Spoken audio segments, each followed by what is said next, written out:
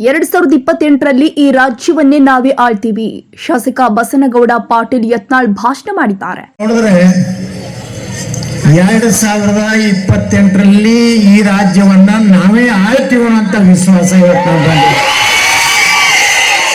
ಬೆಳಗಾವಿ ಜಿಲ್ಲೆಯ ಬೈಲಹೊಂಗಲ ತಾಲೂಕಿನ ಬುಡರಕಟ್ಟಿ ಗ್ರಾಮದಲ್ಲಿ ನಡೆದ ಕಾರ್ಯಕ್ರಮದಲ್ಲಿ ಭಾಷಣ ಮಾಡಿರುವಂಥದ್ದು. ಶ್ರೀರಾಮನವಮಿ ಜಯಂತಿ ಕಾರ್ಯಕ್ರಮ ಉದ್ಘಾಟನೆ ಬಳಿಕ ಭಾಷಣ. 2028ರಲ್ಲಿ ಈ ರಾಜ್ಯವನ್ನೇ ನಾವೇ ಆಳ್ತೀವಿ. ನಾವು ನಮ್ಮ ಮನೆ ತುಂಬಿಕೊಳ್ಳಲು ರಾಜಕಾರಣ ಮಾಡಲ್ಲ. ದೇಶ ವಿದೇಶದಲ್ಲಿ ಆಸ್ತಿ ಮಾಡಲು ನಾನು 30 ವರ್ಷ ರಾಜಕಾರಣ ಮಾಡಿಲ್ಲ. ನಾ ಮಾಡಿದ್ದು ವಿಧಾನಸೌಧದಲ್ಲಿ ನಮ್ಮ ಪಕ್ಷದಲ್ಲಿ ಇದ್ದವರನ್ನ ಬಿಟ್ಟಿಲ್ಲ. ನಮ್ಮ ಸಮಾಜ, ವಾಲ್ಮೀಕಿ ಸಮಾಜ, ದಲಿತ ಸಮಾಜದ ಮೀಸಲಾತಿ ಬಗ್ಗೆ ನನ್ನಷ್ಟು ವಿಧಾನಸೌಧದಲ್ಲಿ ಯಾರು ಮಾತಾಡಿಲ್ಲ. ಈಗಾಗಲೇ 1,16,000 ಕೋಟಿ ರಾಜ್ಯದಲ್ಲಿ ನಮ್ಮ ಮೇಲೆ ಸಾಲ ತೆಗೆದಿದ್ದೀರಿ ಸಿದ್ದರಾಮಯ್ಯ ಅವರೇ. ಇನ್ನು 1 ಲಕ್ಷ ಕೋಟಿ ಸಾಲ ತೆಗೆದು ಕೃಷ್ಣಾ ನದಿ ಯೋಜನೆಗೆ ಬಳಕೆ ಮಾಡ್ರಿ. 2028ರಲ್ಲಿ ಈ ರಾಜ್ಯವನ್ನ ನಾವೇ ಆಳ್ತೀವಿ ಅಂತ ವಿಶ್ವಾಸ ಇವತ್ತು. ನಾವು ನಮ್ಮ ಮನೆ ತುಂಬಿಕೊಳ್ಳಕ್ಕೆ ರಾಜಕಾರಣ ಮಾಡೋದಲ್ಲ, ದೇಶ ವಿದೇಶನಾಗ ಆಸ್ತಿ ಮಾಡೋದ್ರ ಸಲುವಾಗಿ ನಾವು ರಾಜಕಾರಣ ಮಾಡಲಿಲ್ಲ. 30 ವರ್ಷ ನಾ ಮಾಡಿದ್ದು ವಿಧಾನಸಭೆಯಲ್ಲಿ ಯಾವ ಪಕ್ಷ ನಮ್ಮ ಪಕ್ಷದಿದ್ರು ನಾ ಬಿಟ್ಟಿಲ್ಲ. ಇವತ್ತು ಹೇಳ್ತಾರೆ ಕೆಲವು ಮಂದಿ, ನನ್ನ ಸಮಾಜದ ಬಗ್ಗೆ ಆಗಲಿ, ಹಾಲಮತ ಸಮಾಜದ ಬಗ್ಗೆ ಆಗಲಿ, ವಾಲ್ಮೀಕಿ ST ಸಮಾಜದ ಬಗ್ಗೆ ಆಗಲಿ, ದಲಿತರ ಬಗ್ಗೆ ಆಗಲಿ, ಮೀಸಲಾತಿ ವಿಚಾರದಲ್ಲಿ ನನ್ನಷ್ಟು ನೇರವಾಗಿ ವಿಧಾನಸಭೆಯಲ್ಲಿ ಯಾರು ಮಾತನಾಡಿಲ್ಲ. ಯಾವುದೇ ವಿಚಾರ ಬಂದ್ರೆ ಮನೆ ಉತ್ತರ ಕರ್ನಾಟಕದ ಬಗ್ಗೆ ನಾ ಮಾತಾಡಿದೆ. ನಾ ಹೇಳಿದೆ ಉತ್ತರ ಕರ್ನಾಟಕದ ಶಾಸಕರಿಗೆ ಕೃಷ್ಣಾ ಯೋಜನೆ ಆದ್ರೆ 17 ಲಕ್ಷ ಎಕರೆ ನೀರಾವರಿ ಆಗ್ತದೆ. ಈಗ 1,16,000 ಕೋಟಿ ಸಾಲ ತೆಗೆದಿರಿ ನಮ್ಮ ಮ್ಯಾಗ. ಇನ್ನೊಂದು 1 ಲಕ್ಷ ಕೋಟಿ ರೂಪಾಯಿ ತೆಗೀರಿ ಸಿದ್ದರಾಮಯ್ಯನವರ.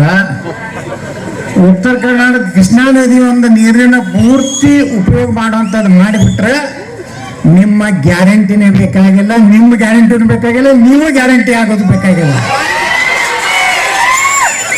ದುರ್ದ ಯಾರು ಮಾತಾಡೋದಿಲ್ಲ. ವಿಧಾನಸಭೆಗೆ ನಿಮ್ಮಿಂದ ಆರಿಸಿ ಹೋಗ್ತಾರ, ಹೋಗಿ ಬರೀ ವರ್ಗಾವಣೆ ಮಾಡ್ಕೋತ ಆ ಆಫೀಸನ್ನು ಚೇಂಜ್ ಮಾಡು, ಒಂದ್ ಕಡೆ ರೊಕ್ಕ ತಿನ್ನು. ಉತ್ತರ ಕರ್ನಾಟಕದವ್ರ ಬಗ್ಗೆ ಒಬ್ಬ ಪೊಲೀಸ್ ನಿವೃತ್ತ ಅಧಿಕಾರಿ ಮನೆ ಹೇಳ ನೋಡು, ಉತ್ತರ ಕರ್ನಾಟಕ MLA ಮಹಾಭ್ರಷ್ಟರು ಇರ್ತಾರತ್ತೆ.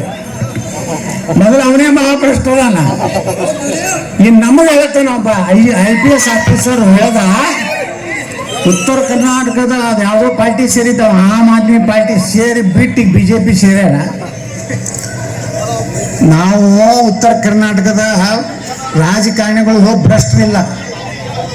ನಾವು ಯಾವಾಗ ಇಲ್ಲಿ ಹೆಚ್ಚಾಗಿ ಯಾವ ಪಾರ್ಟಿ ಆರಿಸಿ ಬರ್ತೈತೆ ಅದೇ ಸರ್ಕಾರ ಕರ್ನಾಟಕದಾಗ ಆಗ್ತದೆ. ದೊಡ್ಡ ಸಂಖ್ಯೆಯಲ್ಲಿ ರಾತ್ರಿ 10:30 ಆಗಿದೆ. ಬಹುಶಃ ಯಾವ ರಾಜಕಾರಣಿಗಳಿಗೆ 10:30 ನಂತರ ಭಾಷಣ ಯಾರು ಕೇಳೋದಿಲ್ಲ ಈ ದೇಶನಾಗ. ಯಾಕಂದ್ರೆ ರಾಜಕಾರಣಿಗಳು 10:30ಗೆ ಅವರು ಆಫ್ ಆಗಿರ್ತಾರೆ, ನೀವು ಆಫ್ ಆಗಿರ್ತಾರೆ. ಆದ್ರೆ ಇಲ್ಲಿ ನಮ್ಮ ಏನು ಕಾರ್ಯಕ್ರಮವನ್ನ ನಿರೂಪಣೆ ಮಾಡೋಂಥವ್ರು ಹೇಳಿದ್ರಲ್ಲ, ಇದು ನಿಮ್ಮ ಪ್ರೀತಿ ವಿಶ್ವಾಸ. ಯಾಕಪ್ಪ ಅಂದ್ರೆ ಹಿಂದುತ್ವದ ಸಲುವಾಗಿ, ಹಿಂದುತ್ವ ಉಳಿಬೇಕನ್ನುವಂಥ ಉದ್ದೇಶದಿಂದ ಇಡೀ ಕರ್ನಾಟಕದಲ್ಲಿ ಒಂದು ಹೊಸ ಯುಗ ಇವತ್ತು ಪ್ರಾರಂಭ ಆಗಿದೆ. ರಾಮನವಮಿ ಸಾವಿರಾರು ವರ್ಷಗಳ ಹಿಂದೆ ಪ್ರಭು ಶ್ರೀರಾಮಚಂದ್ರನ ಮರ್ಯಾದಾ ಪುರುಷೋತ್ತಮ ರಾಮರಾಜ್ಯ ಅಂತ ಹೇಳ್ತಾರೆ ಎಲ್ಲರೂ. ನಾವು ಅಧಿಕಾರಕ್ಕೆ ಬಂದ್ರೆ ರಾಮರಾಜ್ಯ ಅಂತೇಳಿ ಮಾಡ್ತೀವತ್ತಾರೆ. ಅದು ಮಾಡೋದೆಲ್ಲ ರಾವಣನ ರಾಜ್ಯನೇ. ಆದರೆ ಇವತ್ತು ರಾಮ ಎಲ್ಲರ ಮನೆಯಾಗ ಅದಾನ. ಯಾರ ಮನೆಯಾಗ ಇಲ್ಲ ಅನ್ನಂಗಿಲ್ಲ. ಎಲ್ಲ ಜಾತಿ ಒಳಗೂ ಒಬ್ಬ ರಾಮ ಇರಲೇಬೇಕು, ಒಬ್ಬ ರಾಮ ಅಂತ ಹೆಸರು ಇಟ್ಕೊಂಡು ಇರಬೇಕು. ಇದು ರಾಮನ ಬಗ್ಗೆ ಭಾರತದಲ್ಲಿರುವಂಥ ಒಂದು ಶ್ರದ್ಧೆ. ಇವತ್ತು ನಮ್ಮ ಪೂಜ್ಯರು, ನಮ್ಮ ಕೂಡಲ ಸಂಗಮದ ಮಹಾಸ್ವಾಮಿಗಳು ಇವತ್ತು ನಮ್ಮ ಸಮಾಜಕ್ಕೆ ಅಷ್ಟೇ ಅಲ್ಲ, ಈ ರಾಜ್ಯದಲ್ಲಿರುವಂಥ ಅನೇಕ ಸಮುದಾಯಗಳಿಗೆ ಮೀಸಲಾತಿಯ ಒಂದು ದೊಡ್ಡ ಹೋರಾಟವನ್ನು ಈ ರಾಜ್ಯದಲ್ಲಿ ಮಾಡ್ತಾ ಇದ್ದಾರೆ. ಜನ ಇವತ್ತು ಏನ್ ನಿರೀಕ್ಷೆ ಮಾಡ್ಲಕತ್ತಾರ ಅಂದ್ರೆ ಒಬ್ಬ ಪ್ರಾಮಾಣಿಕ ರಾಜಕಾರಣಿ ಬೇಕಪ್ಪ ಇರೋ ರಾಜ್ಯಕ್ಕೆ.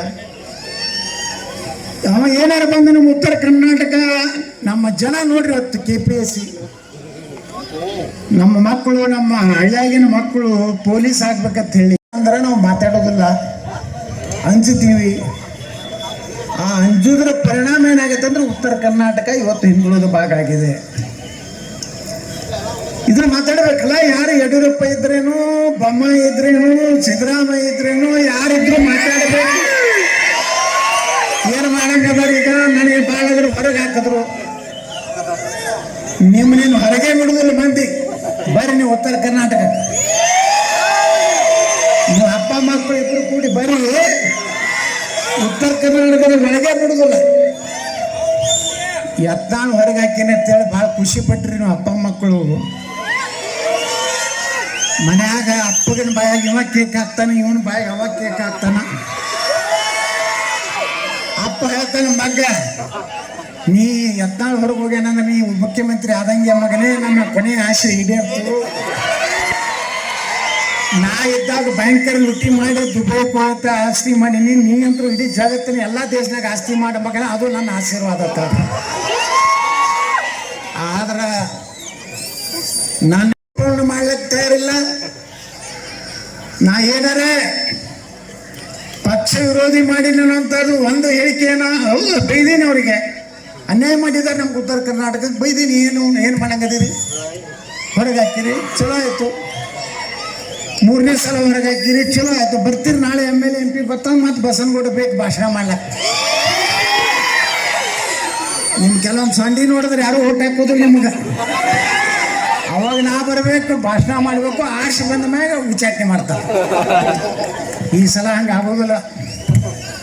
ಗಟ್ಟಿಗೆ ನಾನು ಮುಖ್ಯಮಂತ್ರಿ ಅಭ್ಯರ್ಥಿ ಮಾಡ್ತಿದ್ರು ಹೋಗ್ತೇನೆ, ಇಲ್ಕಾದ್ರೆ ಯಾರು ಹೋಗೋದಿಲ್ಲ. ಏನು ಅವಶ್ಯನೇ ಇಲ್ಲ. ಈ ಜನರ ಇವತ್ತು ವಿನಾಯಕ ಕಾರ್ಯಕ್ರಮ ನಿರೂಪಣೆ ಮಾಡೋರು ಹೇಳಿದ್ರೆ ಇಲ್ಲಿ ಯಾರಿಗೂ ರೊಕ್ಕ ಕೊಟ್ಟು ಜನರನ್ನು ಕರೆಸಿಲ್ಲ. ಯಾವರಿಗೆ ಟ್ರ್ಯಾಕ್ಟರ್ ಬಿಟ್ಟಿಲ್ಲ, ಜೀಪ್ ಬಿಟ್ಟಿಲ್ಲ, ಯಾವ್ದಾರ ದಾರು ಅಂಗಡಿ ಕೂಪನ್ ಕೊಟ್ಟು ಇಲ್ಲಿ ಯಾರನ್ನೂ ನಾವು ತರಿಸಿಲ್ಲ. ನಾವು ಒಕ್ಕಟ್ಟಾಗ್ಲಿಕ್ಕಂದ್ರೆ ಹಿಂದೂಗಳ ಭವಿಷ್ಯ ಇಲ್ಲ ಈ ದೇಶನಾಗ. ನೋಡ್ರಿ ಅಲ್ಲಿ ಏನು ನಮ್ಮದು ಅದು ಯಾವುದದು ವಕಫ್, ಅದು ವಕಫ್ದು ಹೆಂಗೆ ಕಾನೂನಿತ್ತು. ಈ ಊರಿಗೆ ಬಂದು ಹುಡುಗರು ಕಟ್ಟಿ ನಮ್ಮ ಊರಾಗ ಒಬ್ಬನು ಮುಸ್ಲಿಂ ಇರಲಿಲ್ಲ ಅಂದ್ರೆ ಪರವಾಗಿಲ್ಲ, ಈ ಊರ ವಕಫ್ ಅಂತ ಹೇಳಿ ಡಿಕ್ಲೇರ್ ಮಾಡಿಬಿಟ್ರೆ ಮುಗೀತು. ಅವ್ನ ಯಾರು ಕ್ವಶನ್ ಮಾಡಕ್ಕೆ ಬರ್ತಿದ್ದಿಲ್ಲ. ಸುಪ್ರೀಂ ಕೋರ್ಟಿನ ಜಡ್ಜ್ಗಳಿಗೆ ಅಧಿಕಾರ ಇಲ್ಲ. ಆ ವಕಫದ CEO ಬಂದು ಅಲ್ಲೊಬ್ಬ ಮೌಲಿ ಅವ್ರು ಬಂದು ಡಿಕ್ಲೇರ್ ಮಾಡಿಬಿಟ್ರೆ ಒಂದೊಂದು ಊರಿಗೂರೇ ವಕಫ್ ಮಾಡಿಬಿಟ್ಟಿದ್ರು ಈ ರಾಜ್ಯದಲ್ಲಿ. ಮತ್ತೆ ಮೊನ್ನೆ ನನಗೆ ಹೋಮ್ ಮಿನಿಸ್ಟ್ರು ನನ್ನ ಮಗಳು ಬಂದು ಕೂತರು ಮೊನ್ನೆ, ಪರಮೇಶ್ವರ್ ಅವರು, ಸರ್ ಅದನ್ನು ಕ್ಲಿಯರ್ ಮಾಡಿರಿ, ಅದನ್ನು ಪಾಪ 4 ವರ್ಷದಿಂದ ಬಡ್ದಾಳ ಎಷ್ಟು ತ್ರಾಸ ತಗೋತಾರೆ ನಮ್ಮ ಮಕ್ಕಳು. ಮುಂಜಾನೆ 4ಕ್ಕೆ ನಾನು ಕರ್ಕೊಂಡು ಗೋಶಾಲೆಗೆ ಹೋಗಿರ್ತೀನಿ, ನಮ್ಮ ಆಕಳದ 1000 ಆಕಳದ ನೋಡ್ಲಿಕ್ಕೆ ಹೋಗಿರ್ತೀನಿ ಮುಂಜಾನೆ. ಪಾಪ ಅಲ್ಲಿ ರನ್ನಿಂಗ್ ಮಾಡ್ತಿರ್ತಾರೆ 4ಕ್ಕೆ ಕಾಲಾಗ ಬೂಟ್ ಇರೋದಲ್ರಪ್ಪ, ಬರಗಾಲಿ ಬಡತನ ಇರ್ತದೆ ಅವ್ರ. ಪಾಪ ಈಗ ಸೆಲೆಕ್ಷನ್ ಇಲ್ಲ. KPSC ಒಳಗೆ ಆ ಇಂಗ್ಲೀಷ್